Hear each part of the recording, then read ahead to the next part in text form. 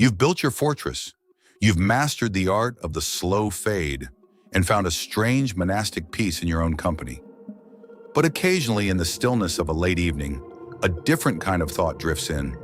It isn't a need for friends in the generic, noisy sense. The small talk, the group chats, the performative social obligations. No, what you feel is a longing for a witness, someone who understands the architecture of your silence. You want the impossible, a connection that doesn't feel like a cage. You want the virtue-based friendship that Aristotle spoke of, a union not of utility or pleasure, but of shared character. But how do you find this without dismantling the solitude you've worked so hard to protect? The reason most friendships feel like a drain on your battery is that they are lower-order connections. They are built on proximity or shared hobbies. To a high-fidelity mind, these are shallow waters. True connection for the solitary soul must be built on value-based congruence. Psychologically, this is linked to self-determination theory.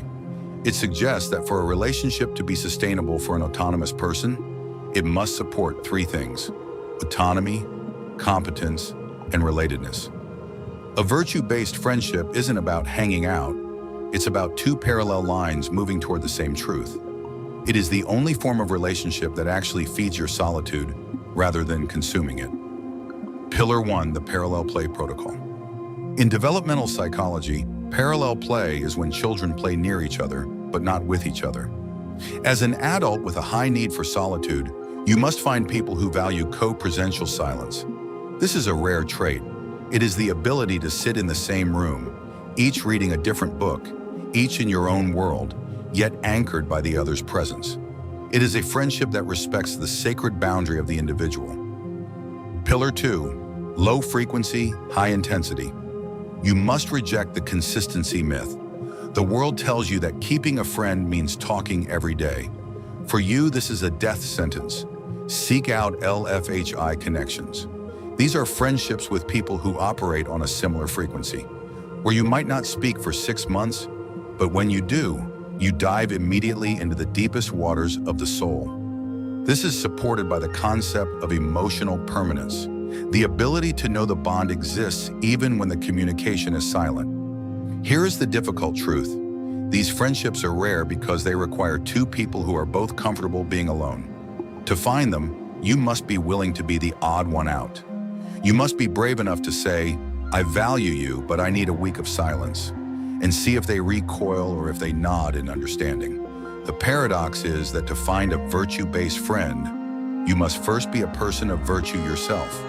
You must be so grounded in your own solitude that you don't look to another person to fill a void, but rather to share the overflow of your inner life. Imagine two mountain peaks. They are separate, independent, and strong. They do not lean on each other, but they are made of the same stone. They endure the same storms. From the summit of one, you can look across the valley and see the other. That is your path to friendship. You do not need to come down from your mountain. You do not need to move your base camp. You simply need to find the other peak. A virtue-based friendship is a twin peak relationship, a mutual recognition of excellence. It doesn't take away your solitude, it validates it. It makes the silence feel shared rather than lonely. Building a life that balances profound solitude with meaningful connection is perhaps the ultimate psychological challenge. It requires a level of self-honesty that most people never achieve.